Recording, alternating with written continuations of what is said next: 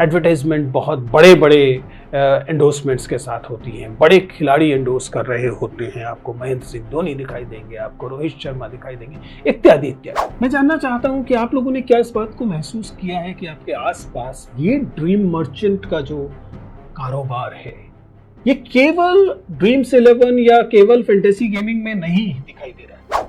इसलिए स्वाभाविक तौर पर यंगस्टर्स इसकी तरफ आकर्षित होते हैं। वे अपने स्टार्स को, अपने क्रिकेट स्टार्स को इन्हें एंडोर्स करते हुए देखते हैं। इसमें उनको उन्हें लगता है कि मानो एक लॉटरी के टिकट की तरह आपने 100 रुपये लगाया, आपने 500 रुपये लगाया और आपको 5 लाख रुपया मिलेगा, ऐसा उन्हें भ्रम होता है।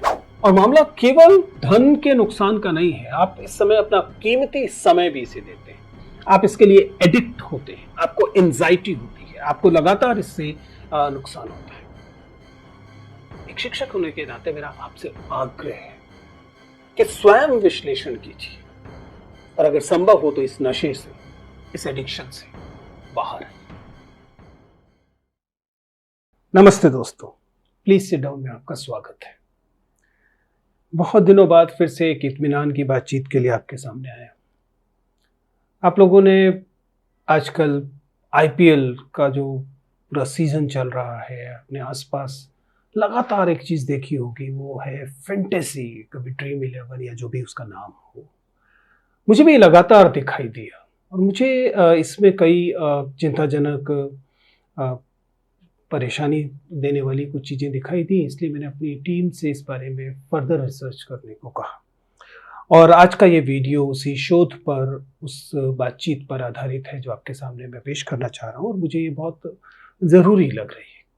आपने लगातार ये ड्रीम 11 या फैंटेसी टीम्स जैसे प्रोडक्ट्स, जो कि दरअसल फैंटेसी गेमिंग ऐप्स या फैंटेसी गेमिंग के प्रोडक्ट्स हैं, इनके विज्ञापन देखे होंगे, टेलीविज़न पर देखे होंगे, मैच के दौरान देखे होंगे, यूट्यूब पर देखे होंगे, दूसरे ऐप्स पर, तमाम जगहों पर देखे होंगे। इसलिए भी इम्पॉर्टेंट है कि मसलन मेरे ही पास यह प्रस्ताव की तरह आया कि आप इसका विज्ञापन करें, तो मुझे लगा कि इस पर थोड़ी सी बातचीत की जानी चाहिए कि ये क्यों महत्वपूर्ण है। क्योंकि हम पा रहे हैं कि बहुत बड़े पैमाने पर लोग, युवा खास तौर से, इसके, अगर मैं कह सकूं तो, शिकार हो रहे हैं। मैं इसे शिकार क्यों कह रहा हूं, इस पर हम बातचीत करेंगे, लेकिन पहले समझने की कोशिश करते हैं कि ये फैंटेसी स्पोर्ट्स ऐप होते क्या है।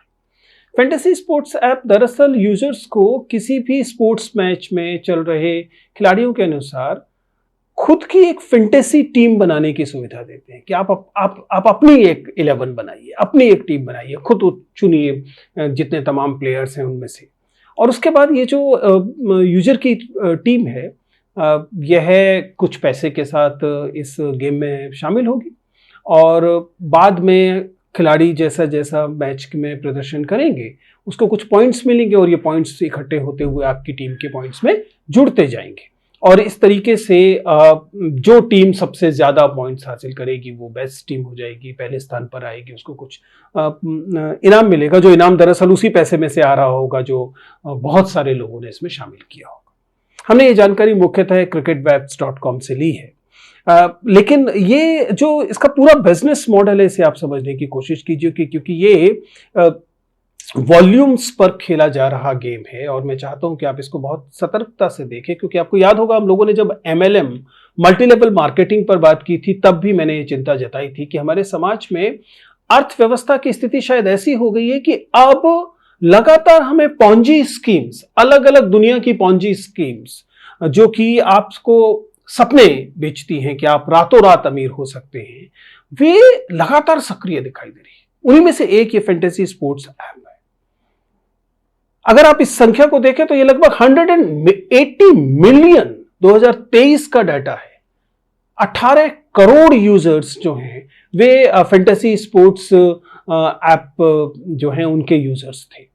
क्या तरीका है, रेवेन्यू मॉडल क्या है कि आप एक टिकट खरीदते हैं और उस टिकट के आधार पर आप स्वाभाविक तौर पर अपनी एक टीम बनाते हैं और ये किसी को भी समझ में आ रहा है कि ऐसी लाखों टीम बनाई जाएंगी और उनमें से चंद टीम जीतेंगी।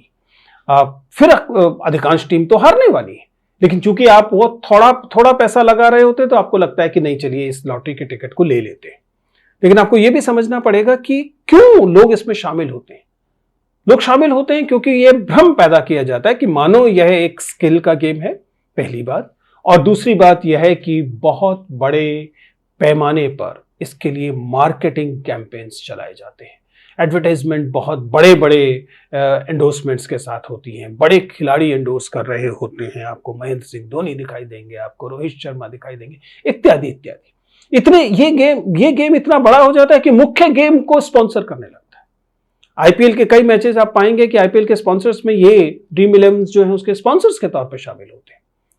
इसलिए स्वाभाविक तौर पर यंगस्टर्स इसकी तरफ आकर्षित होते हैं। वे अपने स्टार्स को, अपने क्रिकेट स्टार्स को इन्हें एंडोर्स करते हुए देखते हैं। इसमें उनको आसान उन्हें लगता है कि मानो एक लॉटरी के टिकट की तरह आपने 100 रुपया लगाया, आपने 500 रुपये लगाया और आपको 5 लाख रुपया मिलेगा, ऐसा उन्हें भ्रम होता है और इस कारण वह इसमें शामिल होते हैं। हालांकि नियमित है उन्हें यह घोषणा करनी होती है और वो घोषणा करते हैं कि ये गेम एडिक्टिव हो सकता है, आप इसके आदी हो सकते हैं, आपको इसकी लत पड़ सकती है और ये एक तरह का दरअसल जुआ है, एक तरह की गैम्बलिंग है। यह भी समझाने की कोशिश की जाती है और आपको समझना पड़ेगा कि इसमें आप एक स्टॉक एक्सचेंज वाले तरीके से आप एक लूप में फंसते हैं जिसमें आप लगातार पैसा और अपना समय गंवाते हैं।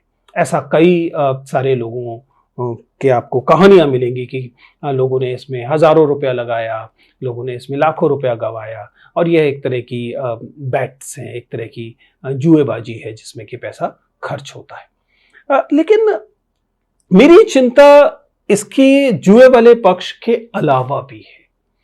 मैं जानना चाहता हूं कि आप लोगों ने क्या इस बात को महसूस किया है कि आपके आसपास ये ड्रीम मर्चेंट का जो कारोबार है ये केवल ड्रीम्स 11 या केवल फैंटेसी गेमिंग में नहीं दिखाई दे रहा है, ये अब चारों तरफ दिखाई दे रहा है। आपको हम लोगों ने जब मल्टी लेवल मार्केटिंग बताई तो यह आपको कोचिंग की इंडस्ट्री में दिखाई दे रहा है, यह आपको मेंटरिंग की इंडस्ट्री में दिखाई, जहां भी आप सपना दिखा सकते हैं कि आप रातों रात सफल होंगे और आपकी जिंदगी बदल जाएगी, वहां आपको ऐसे आयोजन दिखाई देंगे, आपको ऐसे ऐप्स दिखाई देंगे या आपको ऐसे रोजगार या कारोबार दिखाई देंगे जो कारोबार बहुत सारे लोगों में ये लालसा पैदा करने और उसके बाद उन्हें इस तरीके के सपनों की तरफ खींच लाने पर आधारित होंगे।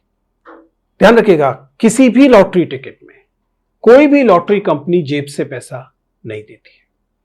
किसी भी लॉटरी टिकट में जो पैसा दिया जाता है वह पैसा अंततः उन लोगों द्वारा दिया जाता है जो लोग हारते हैं इस प्रक्रिया में। आप किसी भी सपने पर चल रहे व्यापार की विशेषता देखेंगे।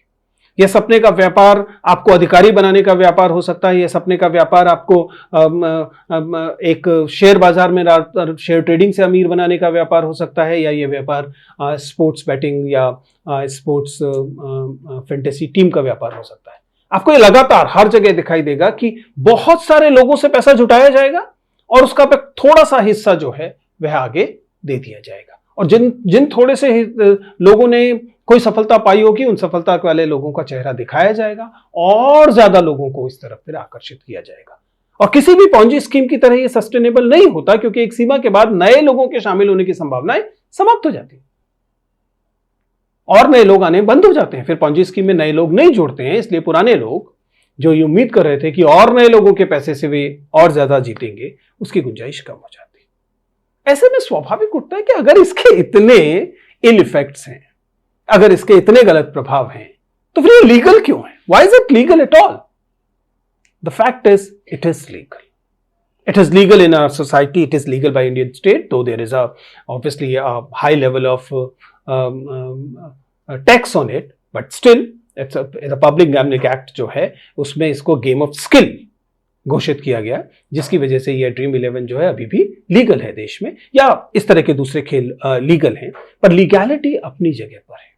यंगस्टर्स को, युवाओं को समझना है कि there is never never ever a shortcut to success. नहीं है, ऐसा एग्जिस्ट ही नहीं करता है। आपको 4 विजेताओं की शक्लें दिखाई जाएंगी तब भी नहीं करता है।